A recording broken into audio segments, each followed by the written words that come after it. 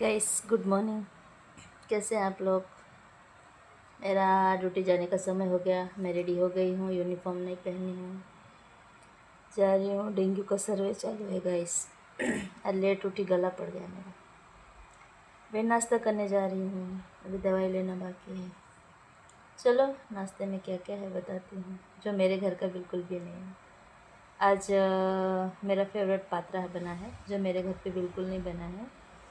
मेरे घर के बाजू में रिश्तेदार समझ सकते हो आप, वो लोग के घर से आया है, तो मैं भी नाश्ता करने बैठी हूँ, तो लेके बैठी हूँ। चलिए दिखाती हूँ। देख सकते हो गाइस, ये है पात्रा। पता नहीं, ये तो मुझे भी नहीं पता क्या है गाइस। ये है मेरी चाय, ये है मेरा पानी, ये है मेरी दवाई। अब मैं दवाई लूँगी, नाश्ता करूँगी और जॉब पे जाऊँगी। और एक बात और, जो हमारे गुजराती होंगे ना, लोग को अच्छे से पता होगा कि ये पात्रा हमारे गुजराती में कितना प्रख्यात है। છે ને ગાઈસ, આપણા ગુજરાતીમાં પાત્રા પ્રખ્યાત।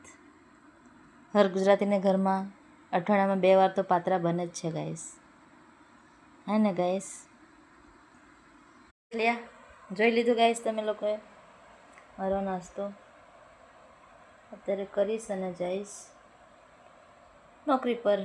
ચલો બાય બાય, મળીએ બપોર પછી બીજા વિડીયોમાં।